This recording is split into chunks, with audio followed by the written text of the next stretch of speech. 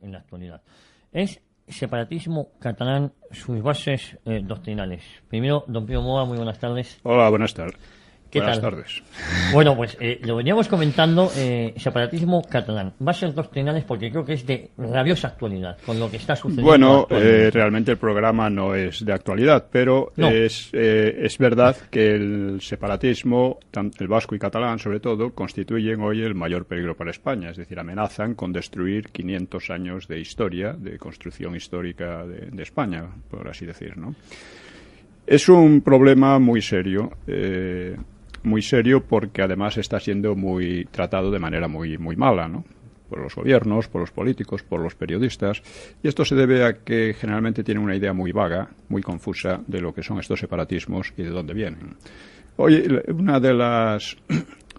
estos que se llaman nacionalismos, porque dicen que Cataluña y Vascongada son una nación, sin embargo están hablando siempre de construir la nación.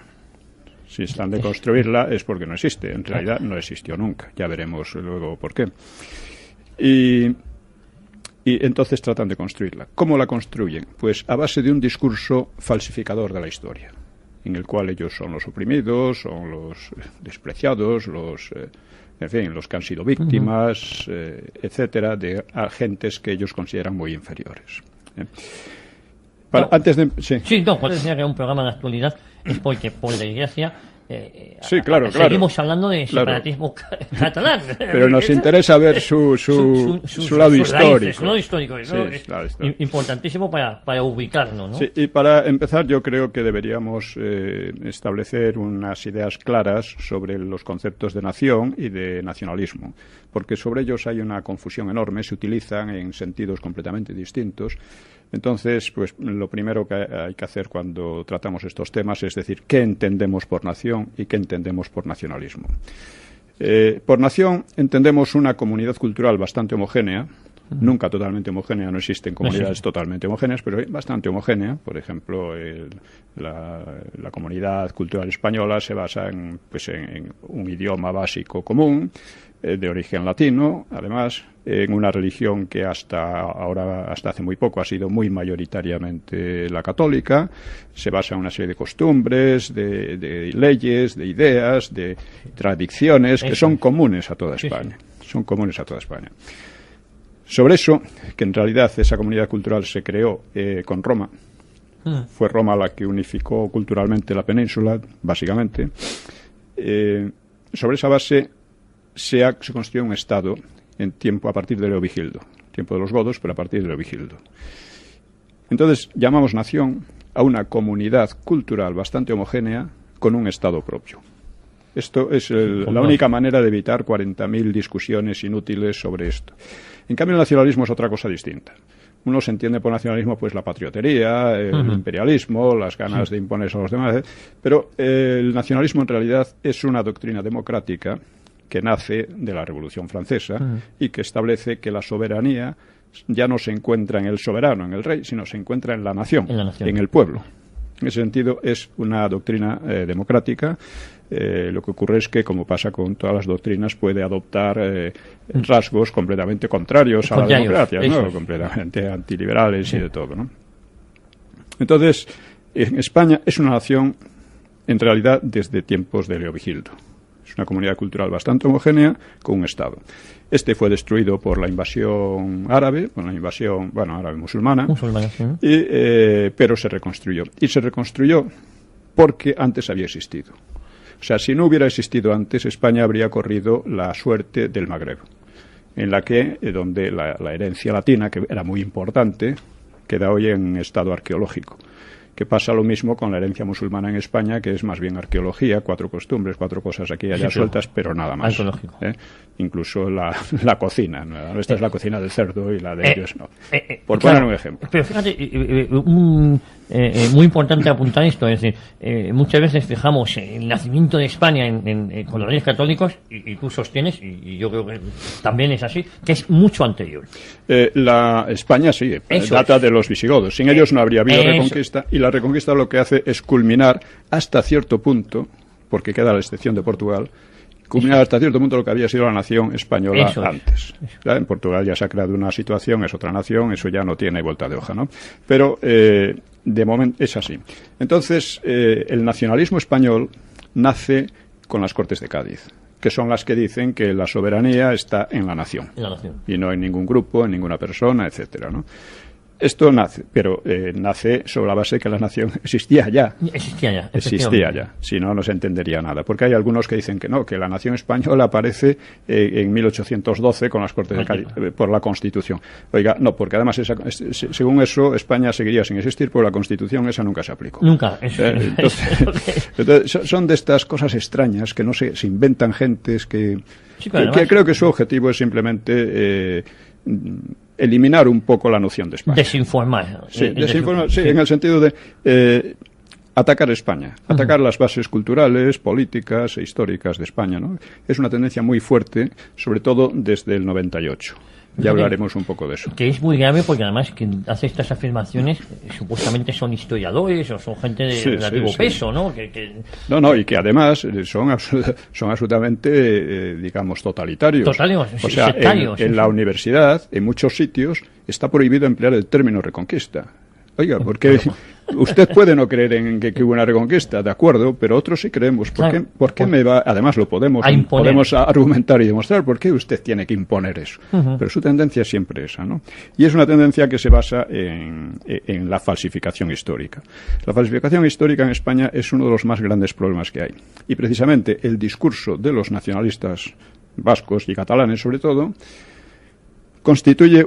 se basa en una falsificación sistemática. Están degradando sus propios idiomas, están degradando el catalán a instrumento de falsificación de la historia sobre la base del odio a España. Eso es lo que realmente están haciendo. Entonces, ¿por qué lo hacen? Lo hacen porque sus concepciones de base les llevan ahí. Son unas ideas que vamos a ver ahora que necesariamente generan esa distorsión. El verdadero fundador del nacionalismo catalán es Prat de la Riba, es decir, el fundador de un nacionalismo o separatismo operativo. Antes había habido unos cuantos personajes, ¿no? Pero que realmente no había cuajado en un movimiento real. Prat de la Riba, que era católico ferviente, pues expresaba el cimiento de su ideario, lo expresaba de esta manera. Dice, son grandes, totales, irreductibles las diferencias que separan a Castilla y Cataluña, Cataluña y Galicia, Andalucía y Vasconia. Las separa por no buscar nada más lo que más separa, lo que hace a los hombres extranjeros unos de otros, lo que, según decía San Agustín en los tiempos de la Gran Unidad Romana, nos hace preferir la compañía de un extranjero a la de nuestro perro, que al fin y al cabo más o menos nos entiende. Le separa la lengua. Eso es una de las cuestiones básicas. Si creyéramos a Prat de la Riba, nadie entendía el español común fuera de Castilla, si acaso en Andalucía o Canarias. Y un catalán debía preferir, de acuerdo con la nueva doctrina, la compañía de su perro a la de un castellano, un gallego o un vasco. Su visión histórica resalta cuando pone, por ejemplo, el gótico y el románico de nuestros monumentos a la Alhambra o la Giralda, como si a Cataluña le caracterizasen el gótico y el románico y al resto de España la tradición árabe. Son disparates de un calibre que uno los lee y los expresa y se queda un poco patidifuso. Claro, y es de formación porque utilizan... Sí, pero ojo, que esta es la base de sus ideas y es lo que le lleva a una falsificación tras otra, ¿no? Es más, él dice, para él, bien mirados los hechos, no hay pueblos emigrados, ni bárbaros conquistadores, ni unidad católica, ni España, ni nada. España para él no existe. No existe. No niega la mayor. Sí, entonces él dice que, claro, en la mentalidad catalana existía lo que llama una monstruosa bifurcación de la conciencia, que les hacía sentirse españoles y catalanes, que es lo que ha pasado en todas las regiones, claro. Así, España la presenta como un aparato estatal un tanto etéreo, sin sustancia de nación. O sea que no se sabe en qué se apoya esa nación. Prat, sin embargo, hay una diferencia, ya hablaremos de las concepciones del separatismo vasco. Hay alguna pequeña diferencia porque Sabino Arana preconizaba una separación radical de resto España, de sí, España. el resto de España. Mientras que Prat de la Riba tenía una visión un poco mesiánica y un poco extravagante, pero bueno, muy mesiánica, que incluía en cierto modo España, ¿no? Sí, muy condescendiente con España. Claro. Prat de la Riba, dice, anhelaba más que la libertad para mi patria, para Cataluña. Yo quisiera que Cataluña comprendiera la gloria eterna que conquistará la nacionalidad que se ponga a la vanguardia del ejército de los pueblos oprimidos. Decidle que las naciones esclavas esperan, como la humanidad en otro tiempo, que venga el Redentor que rompa sus cadenas. Haced que sea el genio de Cataluña el Mesías esperado de las naciones. Eso son manías de grandeza verdaderamente asombrosas. Mesiánicas, lo has clavado. Eso es de principios del siglo XX. Es decir, no es de una época en que ya está cambiando el mundo, no es el siglo XIX de los imperios y demás, ¿no? Cataluña debía convertirse en el elemento hegemónico de un imperio ibérico que se extendería desde Lisboa hasta el Ródano, para luego expandirse, dice él, sobre las tierras bárbaras. Este era un programa ya completamente imperialista y anacrónico por completo, ¿no? Dice, sobre la península ibérica y zonas de Francia y sobre países africanos debía extenderse la hegemonía catalana. No sé en qué se basaba él para semejantes ideas, ¿no? Claro que este programa, ya digo, es anacrónico, supondría guerra con Portugal y con Francia si se intentara aplicar. Dice, y por otra parte, ¿qué autoridad moral podían esgrimir los separatistas, los nacionalistas catalanes, no sé cómo llamarles, para dirigir a los demás españoles tras proclamarse tan radicalmente distintos de estos? Claro. Es decir, ellos decían que no tenían nada que ver con los españoles, pero vamos a invadirlos. Querían dirigirlos por las buenas. Sí. Prat invoca a veces sentimientos de hermandad, lo cual lo lleva por otra vía a lo que llama la monstruosa bifurcación de la conciencia catalana que él quería eliminar. Porque, claro, es verdad, los catalanes se sentían pues hermanos, compatriotas de los españoles, ¿no? La inmensa mayoría. Además, según él, Cataluña solo había recibido males de Castilla. Por otra parte, también se inventaban un enemigo que era Castilla. Sí. O sea, Castilla indudablemente desempeñó un papel fundamental en la construcción de España. Pero desde hacía siglos era una región más. Sí. Era un par de regiones más. Sí. Aunque se hablaba del reino de Castilla en tiempos de los reyes católicos, que incluía Vascongadas, Santander, Galicia, en fin, Andalucía y tal, pero propiamente Castilla, la Castilla que conformó un poco a España en muchos aspectos, ¿no? Esa Castilla estaba reducida entonces a dos regiones que además ni eran las más ricas, ni las más importantes, ni nada por el estilo. Pero le venía muy bien para crear un enemigo. Un enemigo, efectivamente. Ha sido esa fobia que se ha tenido siempre por parte de los nacionalismos al castellano, ¿no? Sí, claro. Y si había recibido solo males de Castilla, había que preguntarse por qué no volcaba su fervor fraterno con los franceses, en lugar de con los españoles. Efectivamente. Y por otra parte, claro está, ¿qué pasaría si el resto de España rechazaba el liderazgo del nacionalismo catalán? Porque, aunque Cataluña, que era propiamente Barcelona, era quizá la región más dinámica del país en aquel momento, no dejaba de ser una parte menor, muy pequeña. Y si Prat trataba de extranjero al idioma común, pues renunciaba al principal cauce de influencia de los catalanes sobre el resto. Efectivamente. La pretensión de erigir a Cataluña en cabeza de la península partía de la idea de que Castilla lo había sido en otros tiempos, lo cual es verdad, pero que en la nueva época tal misión debía corresponder a Cataluña. Aunque ya digo, el papel rector de Castilla había desaparecido. Había desaparecido siglos. Sí. Solo quedaba como solución final un imperialismo de menor alcance, ya que iban a ser rechazados, pues intentar liderar y liberar a los llamados países catalanes, lo que llaman países catalanes, ¿no? Sí.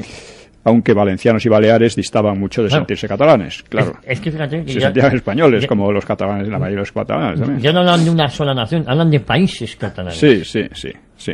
Que ellos, Cataluña sería la dirigente. La dirigente y además sería como podrían decir en Valencia los países valencianos. Eso en fin, ya digo que hay una base de manía de grandezas increíble, ¿no? Y, en fin, Cataluña... o sea, los separatistas catalanes pues intentaron aliarse con los separatistas vascos, pero a Sabino Arana no le gustó nada, ¿no? Decía cuando fueron a tratar con él, despreció los sondeos fraternos del nacionalismo catalán. Decía, Cataluña, dice Sabino Arana, Cataluña es española por su origen, por su naturaleza política, por su raza, por su lengua, por su carácter y por sus costumbres. Ustedes, los catalanes, saben perfectamente que Cataluña ha sido y es una región de España. Por lo tanto, dice, Maquetania comprende Cataluña. Y para más claridad, Maqueto es el mote con que aquí se conoce a todo español, sea catalán, castellano, gallego o andaluz. Lo deja bien claro. En consecuencia, aclaraba a los nacionalistas catalanes, jamás haremos causa común con las regiones españolas. Claro que no excluía entendernos en la acción definitiva, claro. La lucha definitiva para romper España. Pero, en todo caso, dice, jamás confundiremos nuestros derechos con los derechos de región extranjera alguna. Sabino Arana era brutal, sí. Pero lo que yo no sé es como, no se le da más publicidad a los textos de Sabino Arana, al que todos veneran.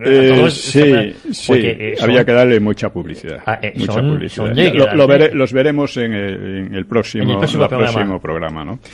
El nacionalismo catalán y el vasco eran muy de derechas inicialmente, ¿no? Se consideraban muy católicos y tal, pero en el nacionalismo catalán, el separatismo catalán propiamente, porque si dicen que Cataluña es una nación, quiere decir que debe aspirar a su propio Estado, por lo tanto debe aspirar a separarse. Por lo tanto, nacionalismo y separatismo van juntos de manera inevitable, en este caso, ¿no? En este caso.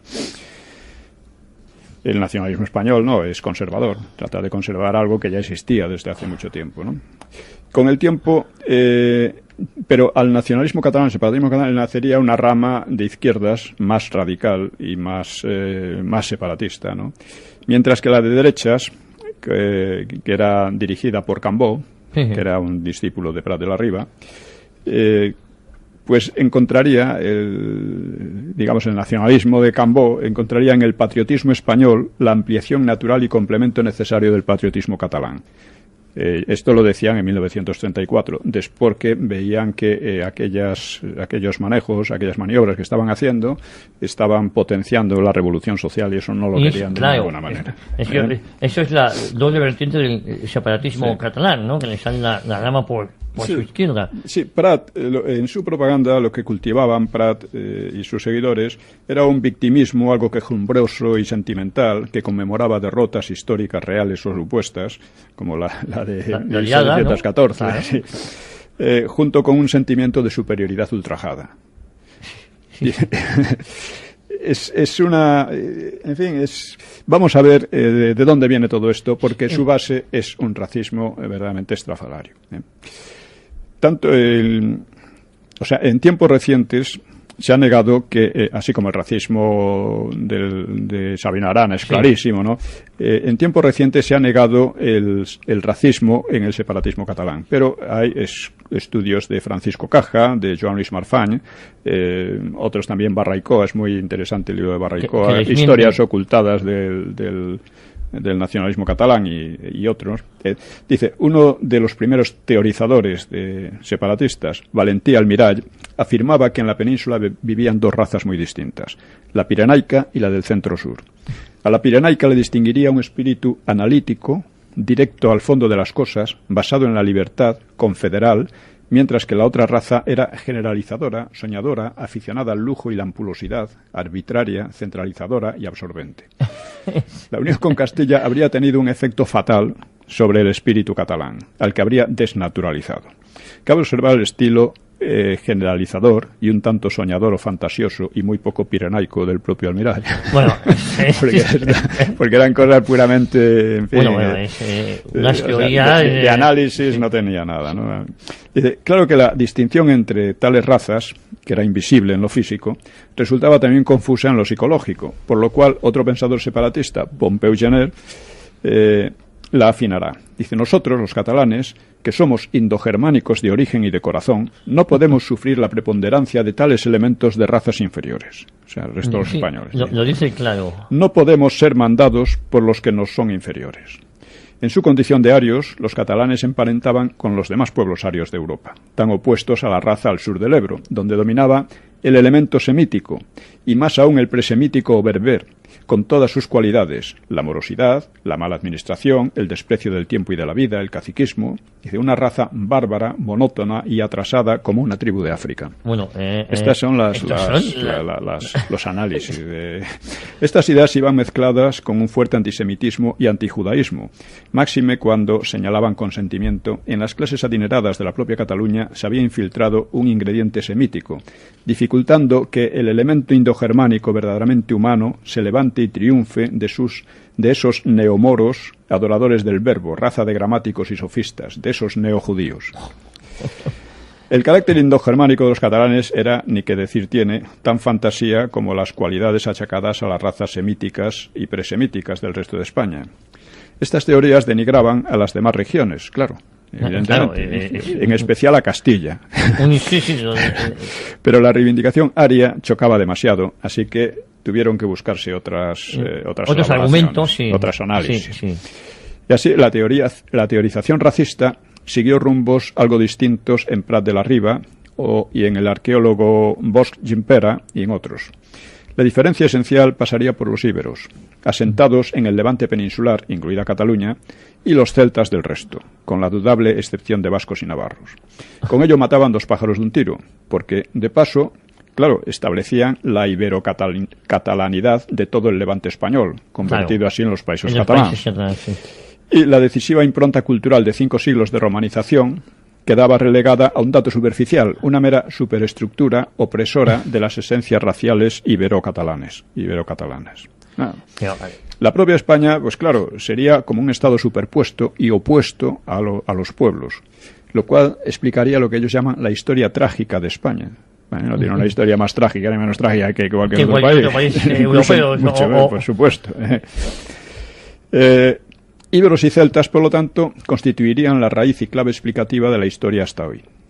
La idea invertía un tanto la tesis de Pompeu Gener, ya que el grupo celta o celtizado tenía rasgos indoeuropeos, mientras que el ibérico del Levante tenía un origen incierto, tal vez incluso se decía del norte de África. En realidad no se sabe muy bien dónde ha venido. Se supone que por el Mediterráneo, a través de Italia, Francia y tal, se supone.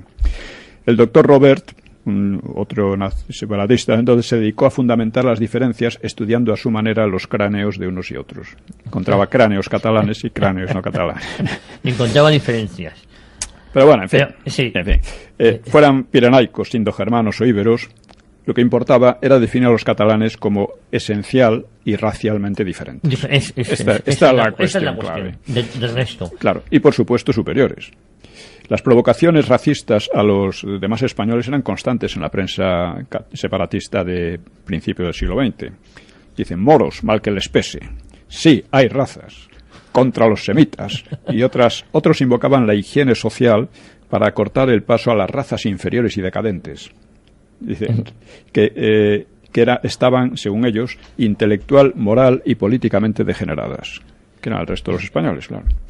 Para Prat de la Riba, la castellanización de Cataluña formaba una costra que debía cuartearse y romperse para que surgiera, dice él, intacta, inmaculada, la piedra indestructible de la raza. En 1930, Pere Martí Rossell, posterior diputado por la Esquerra, afirmaba que la raza constituye la única fuente de cultura y debe mantenerse pura, evitando el mestizaje. Rovira y Virgili, otro líder y pensador separatista de izquierda, equiparaba, como solía hacerse, a España con Castilla y explicaba su relación con Cataluña como un irreductible antagonismo espiritual. O sea, chocaba totalmente, ¿no?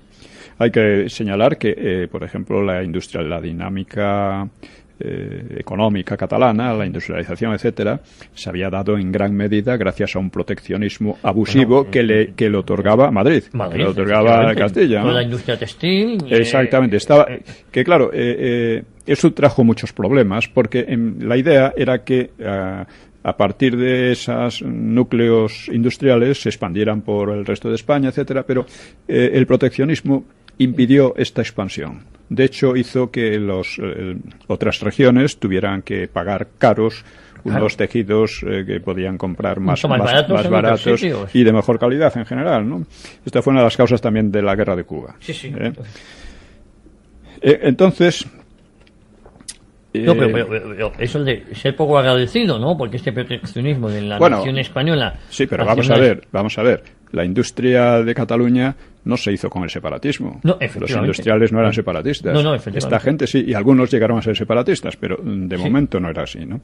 En 1934 se publicó un manifiesto para la preservación de la raza catalana y que alertaba de los peligros de la degeneración por la mezcla con otras razas peninsulares y propugnaba crear una sociedad catalana de eugenesia para estudiar los efectos de la mezcla y proponer remedios de defensa de la nostra raza.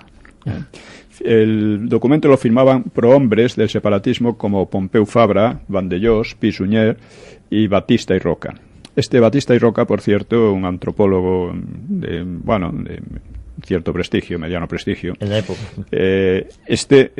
Todavía vivía en la transición y estuvo mezclado en asesinatos terroristas en el inmediato postfranquismo. Individuo. Sí, aquellos que ponían una bomba adosada al pecho. En fin, esas cosas espeluznantes, ¿no? Otro nacionalista distinguía entre los auténticos obreros que pasan hambre en silencio y los vagos foráneos que hablan siempre en castellano.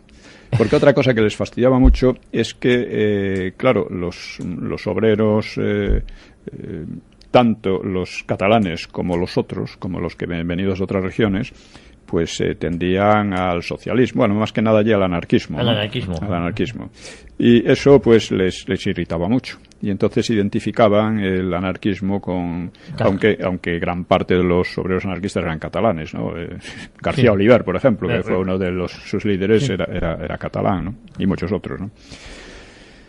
O sea, por otra parte, se preocuparon de cultivar las relaciones internacionales y se dan casos tan curiosos como un tal Karl Serf, dirigente e instructor de las juventudes hitlerianas, declaraba en la revista La Nació Catalana el 17 de octubre de 1933: nosotros sabemos que los catalanes son una raza muy diferente de la española. No, ya sabes, el episodio luego, durante la Guerra Civil, como había un sector del separatismo catalán que era pero alemán, ¿no? Sí, no, pero Italia. Ellos, los separatistas, trataron a espaldas de sus aliados del Frente Popular, trataron tanto con Roma y Berlín como con París y con Londres. Sí. No trataban de no perderse nada, ¿no? Bueno, el racismo hay que explicar un poco que entonces era una teoría muy extendida en toda Europa y en USA, en Estados Unidos, ¿no? A finales del siglo XIX, ¿no? Y atribuía a la raza la hegemonía técnica y cultural adquirida por los blancos europeos o de origen europeo, ¿no? En los últimos 3 o 4 siglos. Y dentro de los blancos se distinguió una raza superior, la indogermana o aria, que estaba asentada en el centro-norte de Europa y en USA y países colonizados por estos, ¿no? De modo que la derrota de España frente a USA en la guerra de 1898 fue atribuida a menudo a la superioridad de la raza anglosajona sobre la decadente raza latina, o hispana. Hispana era. El racismo iba de la mano con la eugenesia, según la cual la mezcla racial perjudicaba a las superiores al contaminarlas con sangre inferior, por lo que convenía una política de purificación y selección para evitar la reproducción de individuos a los que se juzgaba defectuosos por escasa inteligencia o deficiencias físicas. Estas teorías tenían gran difusión entonces, en aquella época, como explicaciones racionales y científicas, aunque chocaban, por ejemplo, con las ideas cristianas, sobre todo las católicas, que también estaban muy, muy extendidas, ¿no? En España el racismo, pues, tuvo cierta aceptación, pese a que en su viejo imperio el mestizaje había sido masivo, ¿no? Y al revés que en las colonias anglosajonas. Así, la fiesta de la hispanidad, el 12 de octubre, fue llamada Día de la Raza, a partir de Argentina, porque allí el racismo era más fuerte. Porque allí estaba muy orgulloso de ser blancos y no tener indios y cosas así. Los exterminaron como en USA, por cierto, después de la independencia, ¿no? Es curioso, después de la independencia, ¿eh? La independencia. Dice, pero en realidad el Día de la Raza no aludía realmente a la raza blanca, era de toda la hispanidad, en fin. No obstante, en el conjunto de España, el racismo nunca tomó ese carácter obsesivo del separatismo catalán y del separatismo vasco, ¿no? Por otra parte, estos racismos carecían de toda apoyatura, ¿no? Porque uno puede ver los mapas genéticos de la península ibérica, que se puede ver en Google, ¿no? En Internet. Y ve que no hay... Muestran que la población de España es genéticamente muy homogénea, más homogénea, por ejemplo, que la italiana, ¿no? Y es muy emparentada con las de Europa Occidental y muy disímil de las del norte de África, ¿eh? Porque solo tiene algunas pequeñas incrustaciones de herencia del norte de África, ¿no? Del norte de África, pero vamos. En fin, por otra parte, esto lo comprueba cualquier observador sin mayores investigaciones. Usted va por Cataluña, por cualquier sitio, y ve que es el mismo tipo de gente en todos los sentidos, ¿no?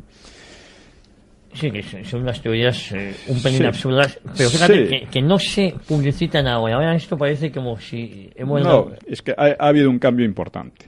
Pues si te parece, Pío, hacemos una pequeñísima pausa, tomamos aliento y continuamos aquí en un minuto con Cita con la Historia.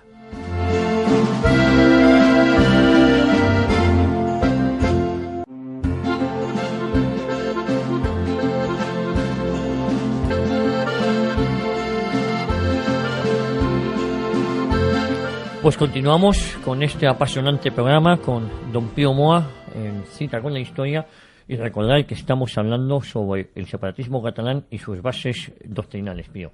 Nos habíamos quedado en el racismo, ¿no? Sí, estamos hablando de este racismo que también se mostraba contra los inmigrantes de otras regiones, a los que se consideraba inferiores y a los que se temía, por otra parte, ¿no? Porque decían que estaba causando un mestizaje y haciendo impura la raza catalana, ¿no? Por otra parte, la industrialización, que era anterior al separatismo y no le debía nada a ¿no? La mayoría de los empresarios era consciente de su relación con el mercado español, y como para dejarse tentar por estos racismos de pandereta, sus productos, además. Claro. Como sabemos, ¿no? El racismo alcanzó su culminación en la Alemania nacionalsocialista. Y después de su devastadora experiencia, pues claro, resultaba muy embarazoso para estos separatismos seguir hablando de razas con aquella desenvoltura anterior. Y procuraron olvidar su discurso anterior, olvidarlo. Las viejas expansiones racistas, que antes eran tan libres, ¿no? Tan espontáneas, pues debieron reprimirse y dar paso a otras consignas como los hechos diferenciales, nacionalidades históricas, la exaltación de la lengua regional, la diferenciación por la riqueza, los apellidos y todas estas cosas. Es que cambiaron el concepto de racismo, de razas inferiores, que era la española. En el fondo seguía. Pero con otra terminología. Pero con otra terminología y de otra manera, ¿eh? Porque claro, sin esa pretensión de ser superiores, el separatismo pierde mucho fuelle. Claro, empiezas a decir, bueno, es que el apellido más corriente en toda Cataluña es el mismo que en casi toda España, que es García. Sí. Que es un apellido, según dicen, de origen vasco, no lo sé, pero es un ejemplo, ¿no? Y luego Pérez, Martínez, etcétera, ¿no? Pero las formulaciones de Prat de la Riba, y como las de Arana, ¿no? Son la base identificatoria de estos nacionalismos. Sin esa base, realmente, aunque la disimulen, no tienen base, no pueden desarrollarse bien, ¿no? Hoy el sustrato racista, que inconfesado, se vuelve obvio, por ejemplo, en la cuestión de los apellidos. En todas las provincias, tanto vascongadas como allí, como dije, los apellidos más corrientes, con diferencia, son los mismos que en el resto del país, ¿no? García, López, Pérez, etcétera, ¿no? Comentábamos ayer que había más de 1.300.000 personas que se apellidan García. Sí. Que es una barbaridad. Sí, no, en todas las provincias menos en 2 o 3, en 4 o 5, ¿no? Pero que otras son a lo mejor Pérez o Martínez. Eso es, pero así, luego ¿no? están los Fernández, los López, sí. Lo comentábamos. Sin embargo, los apellidos más comunes, estos, apenas tienen representación en las direcciones de los partidos separatistas. Esto se ve tanto en Vascongadas. Sabino Arana decía: aún hay necios que se ríen de la distinción que hacemos de los apellidos. El apellido es el sello de la raza. Si un apellido es euskérico, euskeriano es el que lo lleva. Si es maqueto, maqueto es su poseedor. Hay mezcladas numerosas familias vizcaínas con maquetas. Habría que establecer, en caso de independencia, distinción entre originarios y mestizos, tanto respecto a los derechos como a los lugares en que pudieran avecindarse. Bueno, esto, claro, es el mismo ejemplo más disimulado en el nacionalismo catalán, ¿no? Claro, desde la transición, al llegar a la transición, el separatismo era muy débil en Cataluña y también en las Vascongadas, ¿no?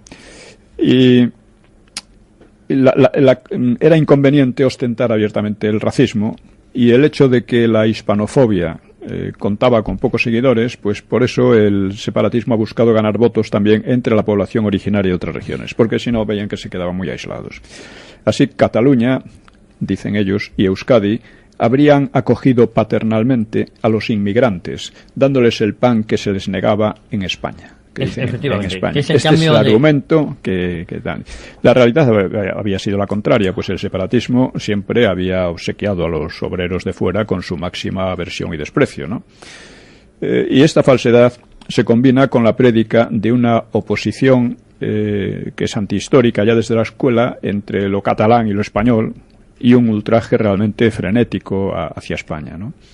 Ahora admiten el movimiento separatista pues a personas de otro origen regional, aunque las tratan siempre como simple masa de maniobra política, y las consideran, sin decirlo, como una mancha o defecto por los apellidos corrientes en toda España, ¿no? Y así encontramos hoy a algunos exaltados separatistas en gentes procedentes de otras regiones, y muchos incluso han deformado sus nombres y apellidos hasta extremos realmente infantiles, ¿no? Para asimilarlos o para hacerlos dignos, para hacerlos dignos de la raza superior. En definitiva, aunque eso no se dice así, pero es así. Ese es el objetivo. Recuerdo, Federico Jiménez dos Santos decía como de repente al llegar a la transición le decían que firmara Frederic y cosas por el estilo, ¿no? Sí. Eso se ha hecho y mucha gente lo hace. Y bueno, hay el caso también, esto ya es muy viejo, el caso curioso del hermano de Sabino Arana, que era todavía más racista que él, y que se casó, creo que de penalti, con una criada de Huesca que se llamaba Egués Hernández. Entonces le vasquizó sus apellidos en Eguaraz Hernandorén. Por cierto, que Egués era un apellido vasco y él no se dio cuenta. Dice, por si acaso voy a poner nomás. Sí, pero digo que pese al disimulo, ¿no? El racismo se sigue expresando de mil formas, ¿no? A veces mezclada con esas manías de grandeza que tienen un fondo infantil. Por citar algunas frases que se oyen ahora, dice: a mí siempre me ha dado asco ser español, como espero que a todo el mundo. Esto lo decía Albert Pla, un cantautor. Dice: la corrupción en Cataluña es una consecuencia de su españolización en las últimas décadas. Dice Salvador Cardús, ojo, exdecano de Ciencias Políticas de la Universidad Autónoma de Barcelona. O sea, no es un mindundi cualquiera el que suelta estas barbaridades. Es decir, la culpa de la corrupción endogámica que llevan en los últimos... Sí. Un director de Tele3, TV3, Joan Oliver, dice: los españoles son españoles y son chorizos por el hecho de ser españoles. No, es muy democrática la expresión y muy pensada, muy racial. Muy racial. Tony Albá, que es un actor habitual en TV3, dice: yo a España la defino como el prostíbulo más grande del mundo. Dice otro, Alfons López Tena, un diputado autonómico, dice: la España democrática se basa en el principio de robar a los catalanes. Aquí tienes una escritora que se llama Isabel Clara Simó, dice: seremos la cuarta potencia europea y Europa estará orgullosa de tener por fin un Estado civilizado en el sur del continente.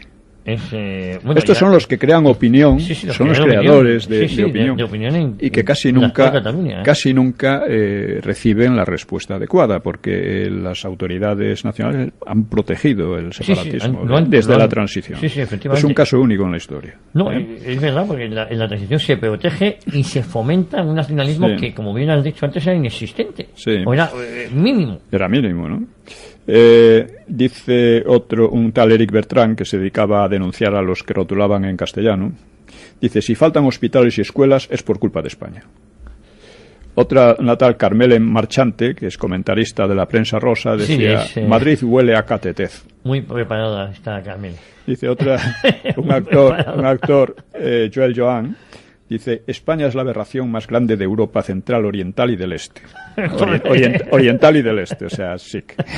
Sí, Sí, aquel tiparraco, Pepe Rubianes, ¿no? sí, que decía que se cagaba en España. Y no sé y luego salió todo el mundo, bueno, hasta Carmen Chacón. Sí, sí, apoyándola. Se iba a ser la futura secretaria general del Partido Socialista. Atacan estas historias de Cataluña está dando de comer a media Extremadura. Ni los perros más feroces muerden la mano del que les da de comer. Es la mentalidad que han creado. Cataluña está alimentando a los demás que la están parasitando, ¿no? Y que la están robando, ¿no? Son cosas demenciales, pero cuajan. O sea, el nazismo siguió exactamente la misma técnica. Un narcisismo desbocado, nosotros somos superiores, y un victimismo, pero nos tratan mal, nos han traicionado, nos han hecho esto, lo otro y de más allá. Es exactamente la misma técnica sí. que tiene mucho efecto, sobre todo en la gente más atrasada, ¿no? Sí, porque a mí lo preocupante de esto, creo, corrígeme, es que hay una serie de personas medianamente preparadas, como aquí hemos hablado de rectores de la Facultad de Ciencias Políticas, que manipulan a una masa ignorante, por decirlo de alguna manera, que quieren que sigan en esa ignorancia para manipular. No, es que yo creo que se lo creen en gran medida, ¿no? Se lo creen porque tú terminas creyéndotelo. Todavía peor, que se acaben creyendo. Entonces, fíjate, Javier Sala y Martín, que es un economista muy conocido, dice, Cataluña es el país más competitivo del mundo, más que Suiza, porque nosotros tenemos mar. O sea, esto es una cosa absurda que solo se le ocurre a un chiflado, pero dice. También tiene... Dice, otro amenaza, un tal Josep Barba, promotor de Solidaritat Catalana, Solidaridad Catalana para la Independencia, dice, si finalmente se ponen muy pesados, lo que llaman los españoles, o sea, el resto, dice, llamaremos a Europa y bombardearán Madrid. O sea, es todo una mezcla, de narcisismo infantil, y ganas de sentirse víctimas, ¿no? Sí. Hace poco un amigo mío estuvo dando una conferencia allí en Tarragona y le criticaron que había mencionado mucho a España y empezaron a quejarse.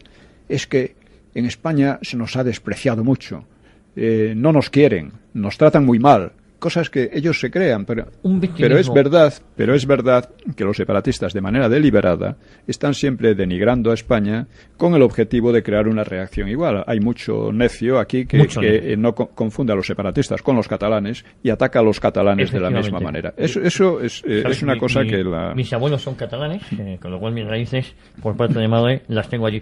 Y hay en campos de fútbol, por ejemplo, se insulta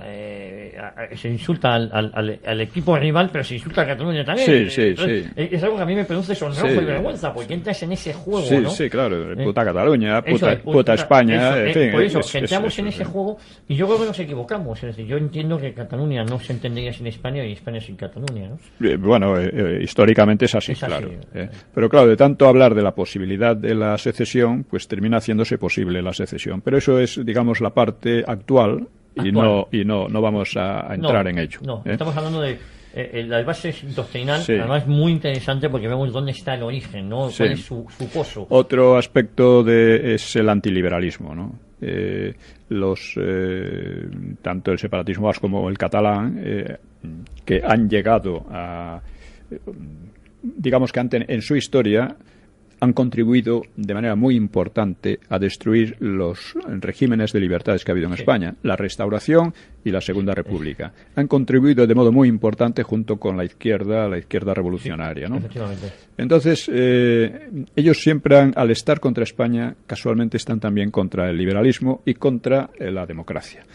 El separatismo catalán no hizo la menor oposición a Franco. Cosas puramente testimoniales y sin verdadera trascendencia. Bueno, que Serrat no quisiera cantar en catalán. Cosas de esas. Cosas de esas. No, que Serrat tampoco se decía separatista, pero vamos. Pujol, por ejemplo, armando un escándalo en el Liceu, en una época, ¿no?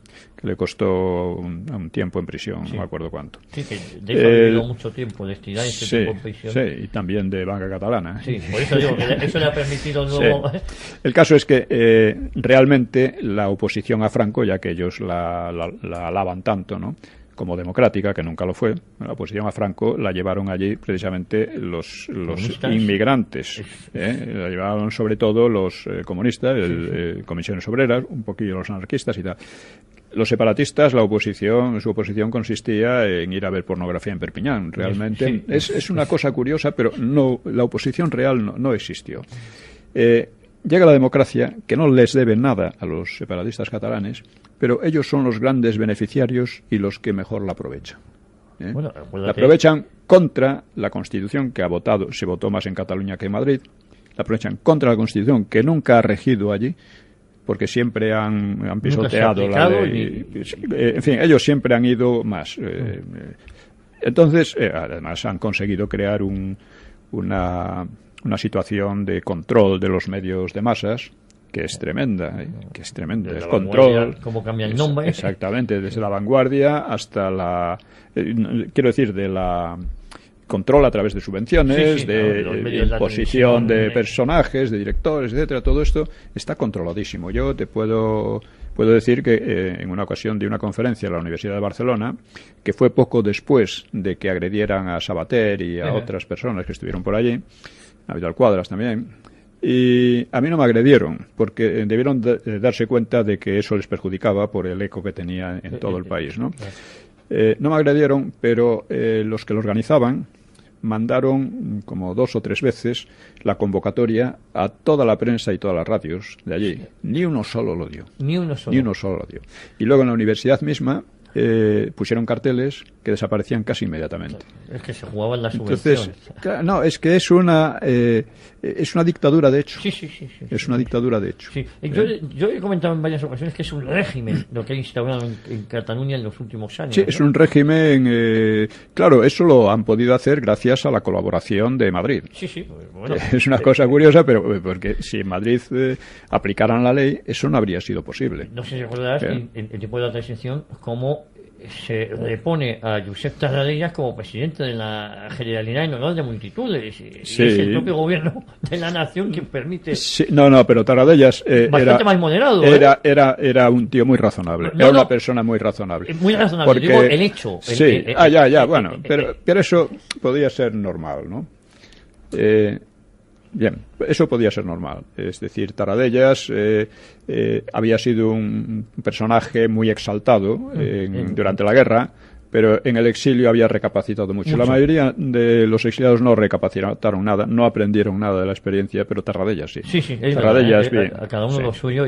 Tarradellas vino diciendo que había que fortalecer España, que había que hacer de España un gran país, que eso de los países catalanes era un cuento, etcétera. Sí. Era claro, ¿no? Pero fue desbancado por Pujol, claro. En fin, si quieres voy a hablar brevemente. Sí, nos quedan 8 minutitos. 8 minutos. Pues hablaré brevemente de otros separatismos porque otro tema es interesante, pero que no podemos tratar aquí, es por qué los separatismos cundieron bastante en Cataluña y en Vascongadas, y en cambio no en otros sitios que podían haber surgido, como en Valencia Baleares o cualquiera otro, ¿no? Dice... surgieron otros separatismos, pero no llegaron a cuajar mucho o poco, ¿no? Por ejemplo, el separatismo gallego o el andaluz. Y eso fue como efecto de la crisis del 98. En el 98 fue un golpe moral tremendo que conmocionó a toda la sociedad y sacó sobre todo una especie de ataque generalizado a España. Sí, entonces a la historia de España. Pero eso lo vemos no solo en los separatistas, eso está en Ortega y Gasset, en Costa, en los regeneraciones, en Azaña. Para ellos toda la historia de España era una historia enferma, que ellos decían que había que cambiar, había que regenerar, una historia absurda, enferma, anormal. Le llamaban así con estos términos, ¿no? Y negaban todas las cosas importantes que había hecho España, ¿no? Eso Menéndez Pelayo, claro, estaba horrorizado. Dice, estos gárrulos sofistas, les llamaba, están tratando de destruir todo lo que España ha hecho de grande y que ha dado significación a España. Claro, y que están destruyendo pues la posibilidad de que España se regenere realmente, ¿no? Porque no se puede regenerar sobre la nada. Es decir, el golpe viene a ser el punto de partida de estos nacionalismos, es el 98, la crisis del 98, ese pesimismo que lo inundó todo. Sí, antes existía Existía, pero eran 4 chiflados, como lo explica Cambó. Eran 4 intelectuales por ahí en pueblos y tal, que la gente los tenía por chiflados y nada más, ¿no?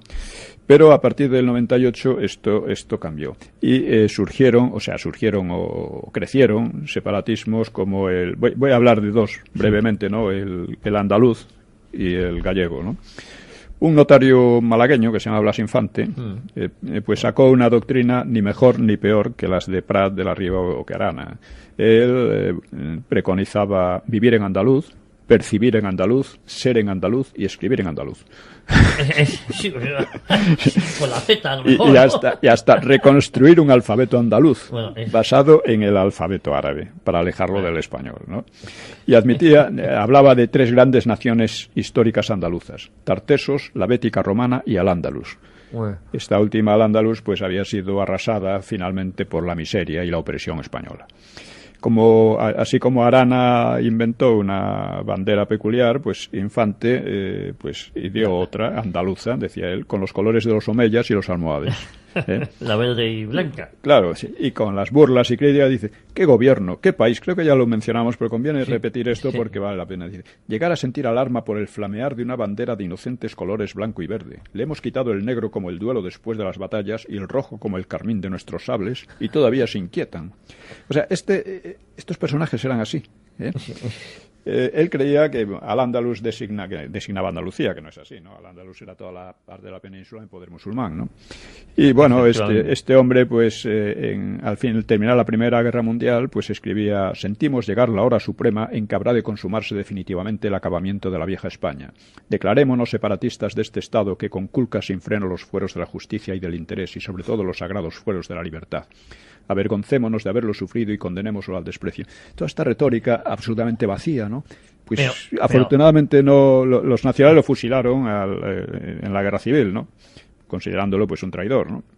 Y en la transición, pero esto es lo significativo. Eso es lo que... En la transición, los partidos de izquierda y de derecha declararon a este orate padre de la patria andaluza. Ese es el problema. Y su bandera musulmana, la bandera de Andalucía. Sí, los colores verdes. Convirtieron a la región en una nacionalidad histórica o realidad nacional, con apoyo del PP, PSOE e Izquierda Unida.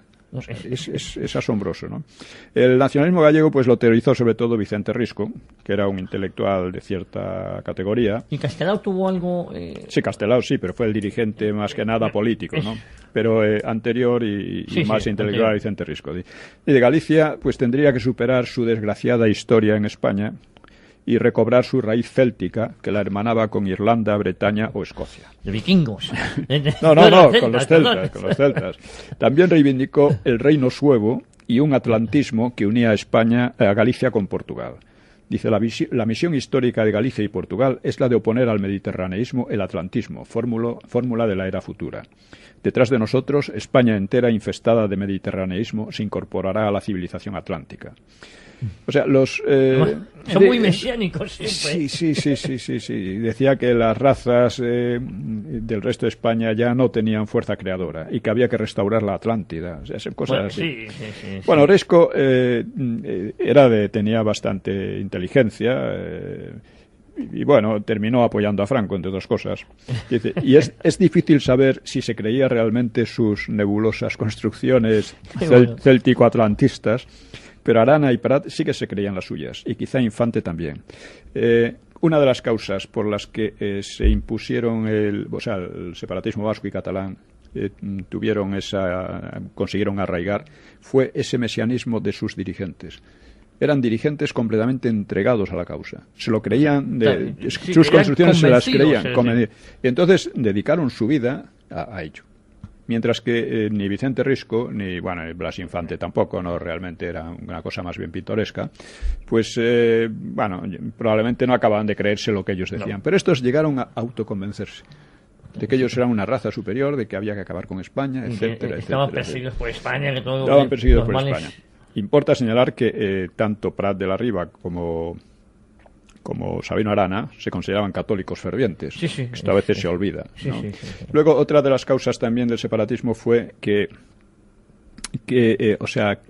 la derrota de los carlistas en la última guerra carlista, Esto que hizo que algunos carlistas empezaran a considerar que el resto de España no era verdaderamente católica, que no respetaba la tradición, que era liberal, mientras que en Cataluña y las Vascongadas, que los carlistas habían tenido en las dos mucha fuerza, representaban la tradición y el catolicismo, y por consiguiente había que alejarse un poco de ellos. Mucho carlista evolucionó en el mal sentido, o involucionó, no sé cuál sería la palabra. Bueno, no fueron muchos, pero un sector sí. Un sector. Un sector sí. Entonces, porque el carlismo siempre fue muy español, ¿no? Muy partidario de España, pero un sector dio lugar, o sea, Sabino Arana y su hermano venían del carlismo, ¿no? De su familia era carlista, ¿no? Entonces se dio esto, o sea, que un ataque a España en gran medida por considerarla liberal y por supuesto acompañado de todas las teorías racistas. Que fíjate, ahora mismo ya en el siglo XXI una de las cosas del referéndum catalán es que quieren dar el voto a los inmigrantes islámicos o árabes, perdón, ¿no? Sí. Fíjate cómo ha cambiado esto, ¿no? Su odio al resto de los españoles es tan grande que prefieren a los islámicos. Es una cosa increíble. Además, que lo tratan de considerar como una demostración de que ellos no son racistas, ¿no? Son racistas hacia el resto de los españoles. De hecho, ahora en la Monumental de Barcelona hay estudios para hacer una gran mezquita. Sí, pero para que nos demos cuenta de cómo es la cosa y lo reciente históricamente que es, pues Cambó en 1898, o sea, cuando el desastre, o sea, la derrota con USA, dice: cuando salíamos del círculo de la Lliga de Cataluña encendidos de patriotismo catalán, nos sentíamos en la calle como extranjeros, como si no nos hallásemos en nuestra casa, porque no había nadie que compartiese nuestras aspiraciones. Ahí era sincero. Sí, en aquel momento era así, pero con esta dedicación Cambó decidió dedicarse por completo, incluso no casarse, para dedicarse por completo su vida a la causa nacionalista, aunque luego evolucionó hacia un regionalismo, o sea, dentro de España. Sí, más inteligente. En fin, seguiremos, pues Pío, lo que pasa es que estos programas dan para mucho más, porque claro. Esto habría que hacer una segunda parte más adelante sobre el separatismo catalán. A todos nuestros oyentes, si no me corrigen si me equivoco, decirles que la próxima semana separatismo vasco. Vamos a tocarlo también y, como no, también remataremos algo de lo que hoy nos haya quedado, aunque daría para otro gran programa. Sí, daría para mucho más, pero bueno, hay que sintetizar al máximo, claro. Bueno, y lo que siempre dices, traiga un amigo a escucharnos, que es gratis. Sí, quiero decir que el problema de la falsificación histórica en España es tremendo y puede llevarnos a muy malas consecuencias. Y yo diría a todos nuestros oyentes que se comprometieran y trajeran, por lo menos divulgaran, hicieran conocer el programa a todos sus amigos. Bueno, pues ya saben todos ustedes, cita con la historia los domingos de 4 a 5 con Pío Moa y el que les habla, Javier García Isaac, que les espera aquí en Radio Intergrupo Intereconomía la próxima semana. Muchísimas gracias. Se basa en una falsificación sistemática. Están degradando sus propios idiomas, están degradando el catalán a instrumento de falsificación de la historia sobre la base del odio a España. Eso es lo que realmente están haciendo. Entonces, ¿por qué lo hacen? Lo hacen porque sus concepciones de base les llevan ahí. Son unas ideas que vamos a ver ahora que necesariamente generan esa distorsión. El verdadero fundador del nacionalismo catalán es Prat de la Riba, es decir, el fundador de un nacionalismo o separatismo operativo. Antes había habido unos cuantos personajes, ¿no? Pero que realmente no había cuajado en un movimiento real. Prat de la Riba, que era católico ferviente, pues expresaba el cimiento de su ideario, lo expresaba de esta manera. Dice: son grandes, totales, irreductibles las diferencias que separan a Castilla y Cataluña, Cataluña y Galicia, Andalucía y Vasconia. Las separa, por no buscar nada más, lo que más separa, lo que hace a los hombres extranjeros unos de otros, lo que, según decía San Agustín en los tiempos de la Gran Unidad Romana, nos hace preferir la compañía de un extranjero a la de nuestro perro, que al fin y al cabo más o menos nos entiende. Le separa la lengua. Eso es una de las cuestiones básicas. Si creyéramos a Prat de la Riba, nadie entendía el español común fuera de Castilla, si acaso en Andalucía o Canarias, y un catalán debía preferir, de acuerdo con la nueva doctrina, la compañía de su perro a la de un castellano, un gallego o un vasco. Su visión histórica resalta cuando pone, por ejemplo, el gótico y el románico de nuestros monumentos a la Alhambra o la Giralda, como si a Cataluña le caracterizasen el gótico y el románico y al resto de España la tradición árabe. Son disparates de un calibre que uno los lee y los expresa y se queda un poco patidifuso. Claro, y es de formación porque utilizan... Sí, pero ojo, que esta es la base de sus ideas y es lo que le lleva a una falsificación tras otra, ¿no? Es más, él dice, para él, bien mirados los hechos, no hay pueblos emigrados, ni bárbaros conquistadores, ni unidad católica, ni España, ni nada. España para él no existe. No existe. En la actualidad. Es separatismo catalán, sus bases doctrinales. Primero, don Pío Moa, muy buenas tardes. Hola, buenas tardes. Buenas tardes. Bueno, pues lo veníamos comentando, separatismo catalán. Bases doctrinales porque creo que es de rabiosa actualidad con lo que está sucediendo. Bueno, realmente el programa no es de actualidad, pero no. Es verdad que el separatismo, el vasco y catalán sobre todo, constituyen hoy el mayor peligro para España. Es decir, amenazan con destruir 500 años de historia, de construcción histórica de España, por así decir, ¿no? Es un problema muy serio porque además está siendo muy tratado de manera muy mala, ¿no? Por los gobiernos, por los políticos, por los periodistas, y esto se debe a que generalmente tienen una idea muy vaga, muy confusa de lo que son estos separatismos y de dónde vienen. Hoy, una de las... estos que se llaman nacionalismos, porque dicen que Cataluña y Vascongada son una nación, sin embargo están hablando siempre de construir la nación. Si están de construirla es porque no existe. En realidad no existió nunca. Ya veremos luego por qué. Y entonces tratan de construirla. ¿Cómo la construyen? Pues a base de un discurso falsificador de la historia, en el cual ellos son los oprimidos, son los despreciados, en fin, los que han sido víctimas, etcétera, de agentes que ellos consideran muy inferiores. Antes de... cuando decía que era un programa de actualidad es porque, por desgracia, seguimos hablando de separatismo catalán. Pero nos interesa ver su lado histórico. Su lado histórico, es importantísimo para ubicarnos, ¿no? Sí, y para empezar yo creo que deberíamos establecer unas ideas claras sobre los conceptos de nación y de nacionalismo, porque sobre ellos hay una confusión enorme, se utilizan en sentidos completamente distintos. Entonces, pues lo primero que hay que hacer cuando tratamos estos temas es decir qué entendemos por nación y qué entendemos por nacionalismo. Por nación entendemos una comunidad cultural bastante homogénea. Nunca. No niega la mayor. Sí, entonces él dice que, claro, en la mentalidad catalana existía lo que llama una monstruosa bifurcación de la conciencia, que les hacía sentirse españoles y catalanes. Que es lo que ha pasado en todas las regiones, claro. Así, España la presenta como un aparato estatal un tanto etéreo, sin sustancia de nación. O sea que no se sabe en qué se apoya esa nación. Prat, sin embargo, hay una diferencia, ya hablaremos de las concepciones del separatismo vasco.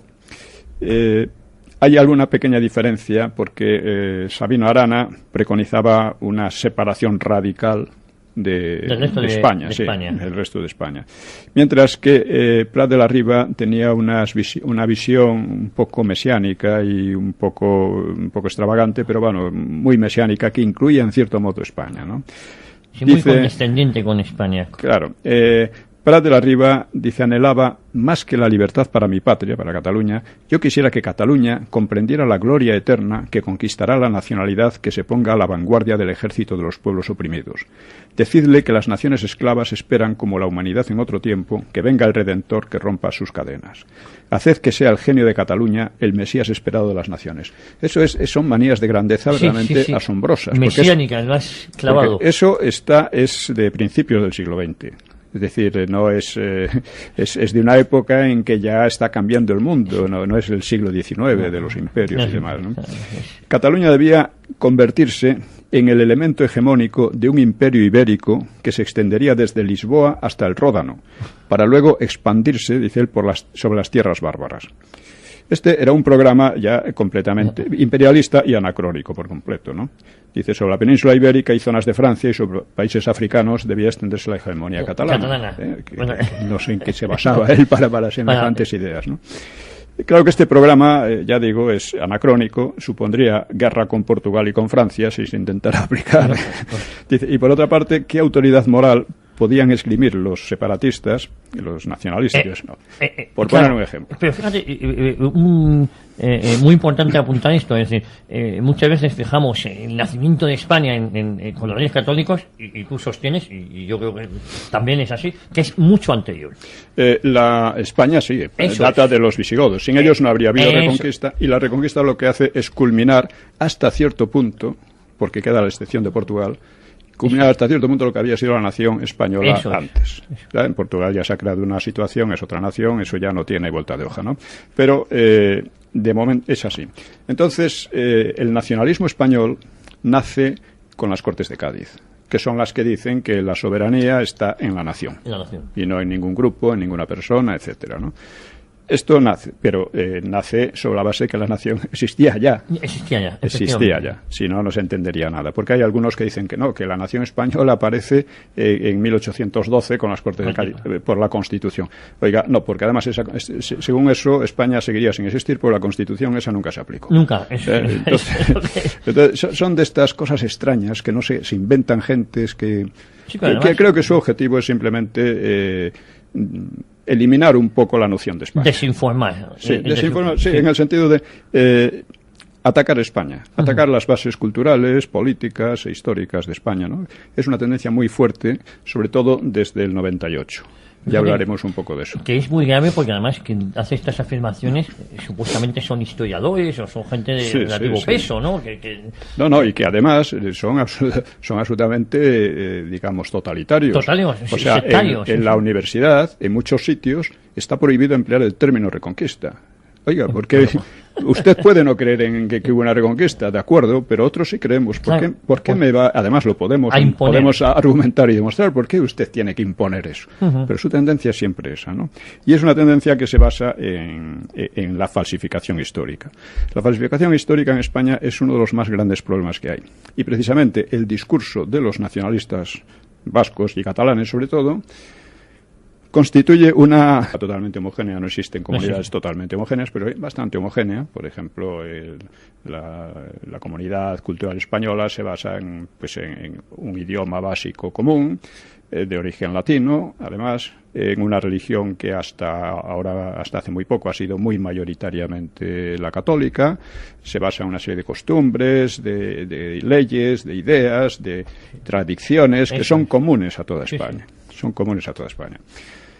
Sobre eso, que en realidad esa comunidad cultural se creó con Roma, fue Roma la que unificó culturalmente la península, básicamente, sobre esa base se construyó un Estado a partir de Leovigildo, tiempo de los godos, pero a partir de Leovigildo.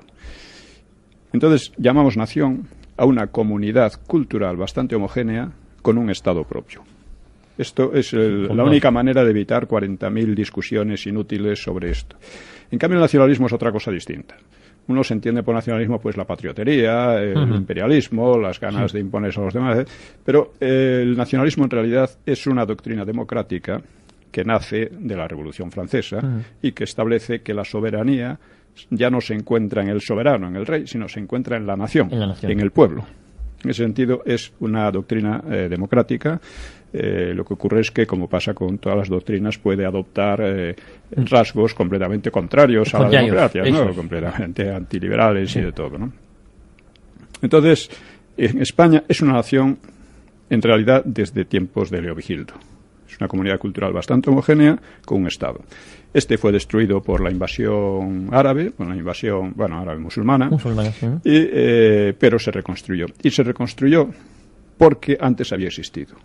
O sea, si no hubiera existido antes, España habría corrido la suerte del Magreb, en la que, donde la herencia latina, que era muy importante, queda hoy en estado arqueológico. Que pasa lo mismo con la herencia musulmana en España, que es más bien arqueología, 4 costumbres, 4 cosas aquí y allá sueltas, pero nada más. Incluso la cocina, ¿no? Esta es la cocina del cerdo y la de